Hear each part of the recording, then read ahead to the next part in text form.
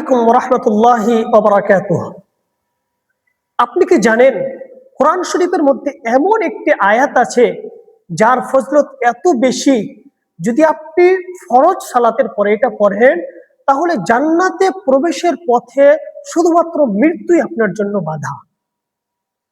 আর যদি আপনি ঘুমার সময় এই আয়াতটি একবার তেলাওয়াত করেন তাহলে আপনার জন্য আল্লাহ রাব্বুল আলামিন একজন ফেরেশতা নিযুক্ত করে দিবেন আপনাকে হেফাজত করার জন্য। কত গুরুত্বপূর্ণ আয়াত! আজকের এই ভিডিওতে আমরা জানবো আয়াতুল কুরসির 7টি ফজিলত নিয়ে। অবশ্যই আপনারা এই ভিডিওটি শেষ পর্যন্ত দেখবেন। আয়াতুল কুরসির ফজিলত, 1 নম্বর বিষয় হচ্ছে আয়াতুল কুরসি সকালে পড়লে সন্ধ্যা পর্যন্ত এবং সন্ধ্যায় পড়লে সকাল পর্যন্ত জিন থেকে আল্লাহর আশ্রয় পাওয়া যায়। আয়াতুল কুরসি যদি আপনি একবার সকালে পড়েন, একবার সন্ধ্যায় পড়েন, তাহলে আপনাকে জিন কখনো আক্রমণ করতে পারবে না, জিন জাতি আপনার ক্ষতি করতে পারবেন না।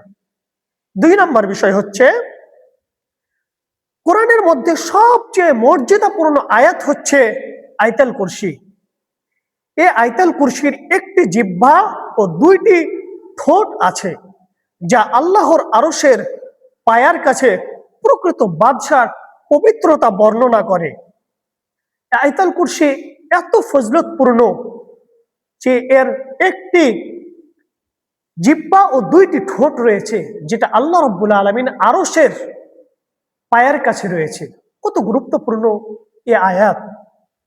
3 নম্বর বিষয় হচ্ছে প্রত্যেক ফরজ সালাতের পর আয়াতুল কুরসি পাঠকারীর জন্য জান্নাতে যেতে শুধু মৃত্যুই বাধা, মরলেই সে জান্নাতে চলে যাবে। অর্থাৎ মরার পর কবর থেকেই জান্নাতের সমস্ত সুসংবাদ সে পেয়ে যাবে, অর্থাৎ সুবিধা পেয়ে যাবে। কত গুরুত্বপূর্ণ আয়াত হলে এটি! প্রত্যেক ফরজ সালাতের পর যদি আপনি এই আয়াতুল কুরসি একবার করে পড়েন তাহলে আপনার জান্নাতে যেতে শুধুমাত্র মৃত্যুই বাধা। আপনি মৃত্যুবরণ করলেন আর জান্নাতে চলে গেলেন, কত সোজা! কিন্তু এই আমলটি আমাকে আপনাকে প্রত্যেক ফরজ সালাতের পর নিয়মিত করতে হবে। কত গুরুত্বপূর্ণ একটি আয়াত! আপনি এটা করছি কি? করার চেষ্টা করি, ইনশাআল্লাহ আপনি জান্নাতে চলে যাব। 4 নম্বর হচ্ছে ফরজ সালাতের পর আয়াতুল কুরসি পাঠকারী পরবর্তী সালাত পর্যন্ত আল্লাহর জিম্মায় থাকে। অর্থাৎ আপনি ফজরে যদি আয়াতুল কুরসি পড়েন তাহলে জোহর পর্যন্ত আল্লাহর জিম্মায় আপনি হয়ে গেলেন। কতই না নির্ভরযোগ্য এই শক্তিশালী জিম্মাদারি! অবশ্যই তা মহান শক্তিধর, সকল সৃষ্টি জগতের স্রষ্টা, মহাবিশ্বের মালিক ও তার সকল কিছুই পরিচালক আল্লাহর জিম্মায়। অর্থাৎ আপনি যদি জোহরে পড়েন তাহলে আসর পর্যন্ত আপনি আল্লাহর জিম্মায় থাকলেন। আপনি যদি আসরে পড়েন তাহলে মাগরিব পর্যন্ত আপনি আল্লাহর জিম্মায় থাকেন। আপনি যদি মাগরিবে পড়েন এশার পর্যন্ত আপনি আল্লাহর জিম্মায় থাকবেন। আর আপনি যদি এশারের নামাজ পড়েন তাহলে ফজর পর্যন্ত আপনি আল্লাহর জিম্মায় থাকলেন। যদি আপনি মৃত্যুবরণ করেন আল্লাহর জিম্মায় থেকে আপনি মৃত্যুবরণ করলেন, কত সৌভাগ্য আপনি! নিয়মিত আমরা এই আমলটি করি। 5 নম্বর হচ্ছে আয়াতুল কুরসির মধ্যে রয়েছে ইলমে আজম, যে নামের মাধ্যমে প্রার্থনা করলে গ্রহণ করা হয়। অর্থাৎ এই আয়াতুল কুরসির মধ্যে রয়েছে ইলমে আজম, যে নামের মাধ্যমে প্রার্থনা করলে, এই নাম নিয়ে প্রার্থনা করলে তা গ্রহণ করা হয়, আল্লাহ রাব্বুল আলামিন সেটা কবুল করে নেবেন। এই ইলমে আজমই আয়াতুল কুরসি। 6 নম্বর হচ্ছে ঘুমানোর সময় আয়াতুল কুরসি পড়লে আল্লাহর পক্ষ থেকে একজন প্রহরী নিযুক্ত হবে এবং শয়তান সকাল পর্যন্ত আয়াতুল কুরসি পাঠকারীর নিকটবর্তী হতে পারবে না।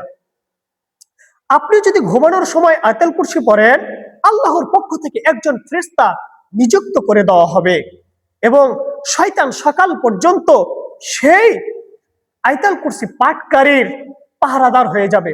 সকাল পর্যন্ত সেই ফেরেশতা পাহারাদার হয়ে যাবে। 7 নম্বর হচ্ছে যে বাড়িতে আয়াতুল কুরসি পড়লে শয়তান ও অনুরূপ কেউ নিকটবর্তী হতে পারবে না।